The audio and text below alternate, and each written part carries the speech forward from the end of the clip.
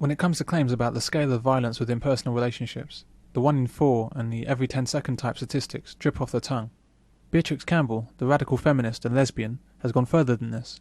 In an article for The Guardian, she claimed that women victims of domestic violence phone the police every second of every day. If that were true, over 31 million cases would be occurring every year. We would need 3 times the number of police officers in this country just to answer the phones. Despite the sheer impossibility of her claims, figures like these are still regularly published by feminist media sources in the UK, particularly The Guardian, The Independent and the BBC. Now, every minute of every day, police receive a call about domestic violence, and each week 2 women die as a result of it. With an incident being reported to the police every 10 seconds. That official statistic may be shocking enough, but while many victims still refuse to come forward, the true picture is almost certainly worse. The big problem with this factoid is that we're not told what an incident is. How many of these incidents are a man calling about a violent wife? How many incidents are a child calling about a violent mother? How many incidents are a woman calling about a lesbian partner? How many are false accusations? How many are repeat callers? How many are about arguments rather than any physical abuse? Because we're deliberately not given any of this information, the audience is led to believe that all of these incidents relate to women calling about men who are beating them up. This factoid, like so many others with domestic violence, is absolutely meaningless. Domestic violence is often described as an epidemic. A domestic violence epidemic is sweeping Britain. An epidemic, really? So it's contagious, this violence? Only men can catch the disease and only women can suffer the effects? Surely an epidemic is something different.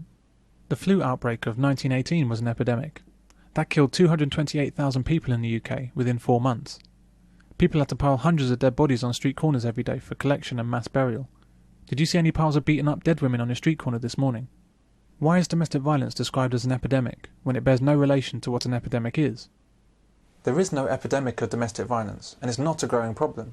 But there is an epidemic of crap journalism, and a growing problem of lying politicians, police officers and charities, all misinforming the public. According to a survey by the Daily Mirror, apparently 1/3 of men thought wife-beating was okay under certain circumstances. This is undoubtedly correct, although I'm sure that the men who answered were not asked, "Is wife-beating okay with you?" They would have been asked something like, "Could slapping a wife ever be justified?" A yes would be processed into, "Wife battering equals okay. Cue hysteria."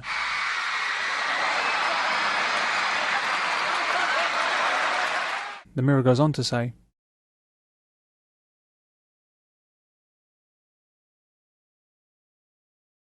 "Well, that's because it's unlikely the dog deserved it." But seriously, as with many feminist surveys like this, the answers that people give bears very little relation to the conclusions drawn. When I asked for a definition of domestic abuse, I said that I did not consider that a one-off aberration that might have happened 15 years ago where my wife slapped me round the face because she lost her temper that day, and it had never happened before and it had never happened since. I said I really don't put that into the same category of domestic abuse as somebody who's systematically abusing somebody else, like on a daily or a weekly basis. I said it's not acceptable, you know, that one-off slap. I said, but it does happen. It's human frailty. If you're working on zero tolerance, that would have meant that I would have phoned the police up immediately and said, my wife has just slapped me around the face. I want her arrested and I want her prosecuted. No, that's well out of all. So I got taken to the cleaners for saying that. But they got it out of context because, like I said it's unacceptable, but I do not put that in.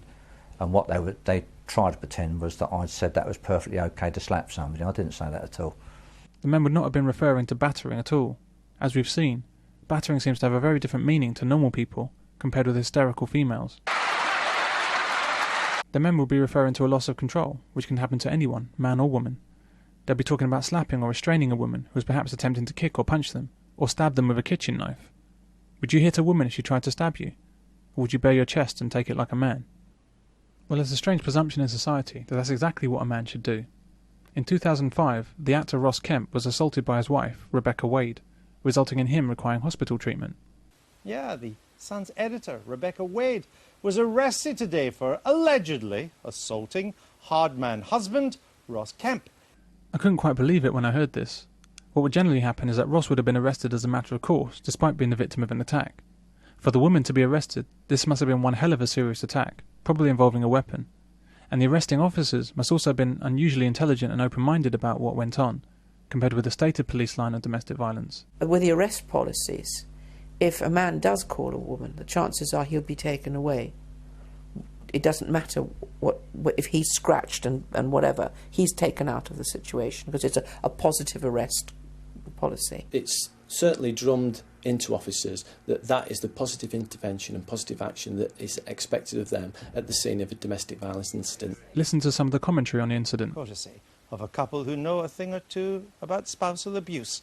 You see it here on the sofa. Has she got previous in going home at 4 in the morning and bashing her husband? Well, she never beat me up when I was her editor at News of the World, but she's a fiery redhead. Allegedly, I'm told. He said on a bar of soap, didn't he? I mean, it is just utterly hilarious, isn't it? I mean, I don't think she's beaten him up before. I mean, he is Ross Kemp, he's Grant Mitchell, and Heno from Ultimate Force. I mean, it's not playing very well for him, is it? He won't be now. The toughest man in Britain, brought to his knees by Rebecca Wade, about 5'8", 8.5 stone. It's not great. It seems Ross Kemp is in something of a bind here. Piers Morgan says that he's somehow unmanly for being injured by his wife. But if he defended himself and perhaps injured her, then he's not a tough guy. He's one of those evil wife-beaters that we're told lies behind every front door. So he's not a tough guy if he defends himself from a woman, and he's not a tough guy if he gets attacked by a woman. It seems that the only way he can actually be tough is to take a beating or a knife attack from a woman, not restrain her or defend himself, not get injured, and not say anything about it to anyone.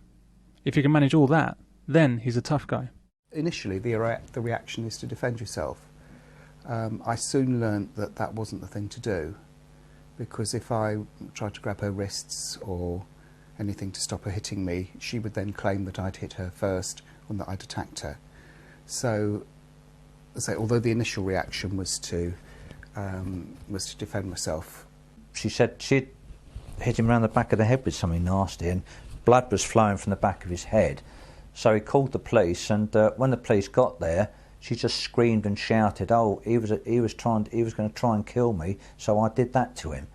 And the copper arrested him. He said, "Well, hang on, and he's, of course, then he was done for resisting arrest."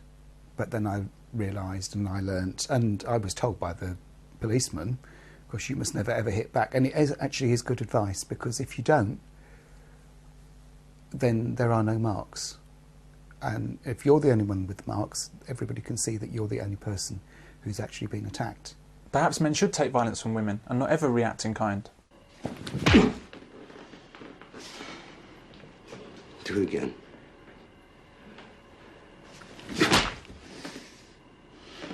One more time. And perhaps there's nothing a woman could say or do that could justify a slap. It wasn't a miscarriage. It was an abortion. An abortion, Michael. It was a son, and I had it killed because this must all end. But I think we need to be realistic about human relationships and be honest with ourselves about what can arise within them. Women can and do incite and provoke violence from men, often in full knowledge that violence can be the only result. These women should never be classed as victims.